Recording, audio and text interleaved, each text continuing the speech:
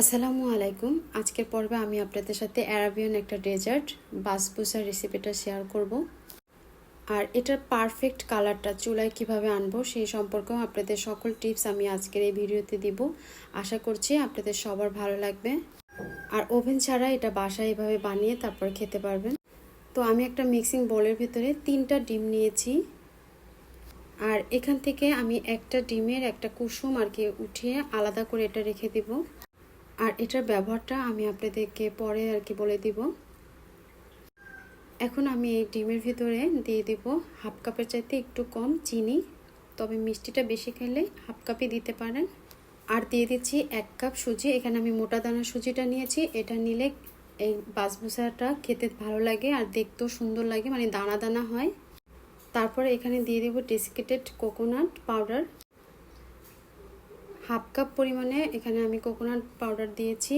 আর দিয়ে দিব vanilla essence, তাহলে ডিমের গন্ধটা আর কি আসবে না। তারপরে 1 চিমটি পরিমাণের লবণ আমি এখানে অ্যাড করে দিব। তারপরে এখানে আমি গলানো বাটার দিয়ে দিব হাফ কাপ পরিমাণে, তবে আপনারা চাইলে কিন্তু এখানে রান্নার রেগুলার তেলও ব্যবহার করতে পারেন। এখন আমি এই সবগুলো উপাদান খুব ভালো করে মিক্স করে নেব। প্রায় 5 মিনিটের মতন আর কি আমি এটা ভালো করে মিক্স করব, যেন চিনির কোনো দানাদার এখানে না থাকে। খুব ভালো করে যেন এটা মিক্স হয়ে যায়, সেদিকে একটু খেয়াল রাখতে হবে আমাদের। তো এখন এর ভিতরে আমি 4 টেবিল চামচ ময়দা ব্যবহার করব। ময়দাটা একটা চালনিতে আর কি চেলে দিব, তাহলে আর কি দানা দানা হবে না। আর দিয়ে দিব 1 টেবিল চামচ বেকিং পাউডার। এটাও আমি চালনিতে চেলে তারপর এখানে দিয়ে দিচ্ছি। আর রেসিপি ভালো লাগলে প্লিজ রিকোয়েস্ট থাকলো আমার চ্যানেলটি সাবস্ক্রাইব করে আমার পাশে থাকার। তারপর আবারও এটা আমি খুব ভালো করে মিক্স করে নিব। আর এভাবে বানিয়ে খেয়ে দেখবেন, মানে এতটা মজা হয়েছে। এটা আমি ফার্স্ট টাইম আজকে ট্রাই করেছি, তো আলহামদুলিল্লাহ অনেক ভালো হয়েছে।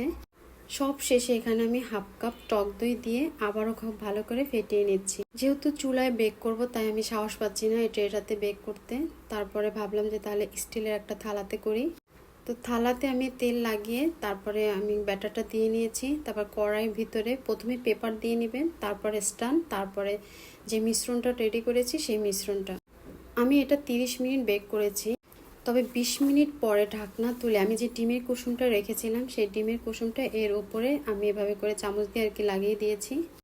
আসলে অনেকের ধারণা যে ওভেনের মতন কালার আসবে না, তো এই কারণেই আমি এখানে এই কাজটা করেছি।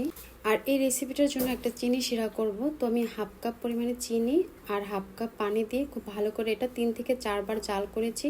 আর একটা তেজপাতা এখানে আমি ছেড়ে দিয়েছি একটু সুগন্ধি আসার জন্য। আসলে বেশি শিরা করে লাভ নাই, কারণ এটা পরে নষ্ট হয়, ফেলে দিতে হয়। এর জন্য এইটুকু করলে এনাফ। তো 30 মিনিট পরে ঢাকনা তুলে দেখুন, একদম আলহামদুলিল্লাহ ওভেনের মতো কিন্তু কালারটা চলে আসছে। মাঝ বরাবর যে কালো দাগটা, এটা আসলে উপরে যে পানি থাকে, পানিটা পড়ে এরকম হয়েছে। তো ঢাকনাটা যত তাড়াতাড়ি সম্ভব আপনারা সরিয়ে ফেলবেন, নতুবা পানিটা আর কি পড়বে এটার উপরে। তারপর আপনার পছন্দ অনুযায়ী যেমন ইচ্ছা তেমন সাইজ করে কেটে তারপরে চিনি শিরাটা দিবেন, তাহলে চিনি শিরাটা আর কি খুব ভালো করে এই বাসবুসাটার ভিতরে ঢুকে যাবে আর সেটা খেতেও কিন্তু ভালো লাগবে। তারপর এখানে আমি চিনি শিরাটা দিয়ে দিলাম। আশা করছি আমার আজকের সকল টিপস আপনাদের কাছে ভালো লেগেছে। আর এভাবে বাসায় একবার বানিয়ে খেয়ে দেখবেন, মানে ওভেন ছাড়া চুলাতে এভাবে করে তারপরে খাওয়া যায়। এটা অনেকেই বলেছে যে ওভেন ছাড়া নাকি এরকম কালার আসে না, তো আজকে আমি আপনাদের সাথে শেয়ার করলাম। আশা করছি আপনাদের ভালো লাগবে।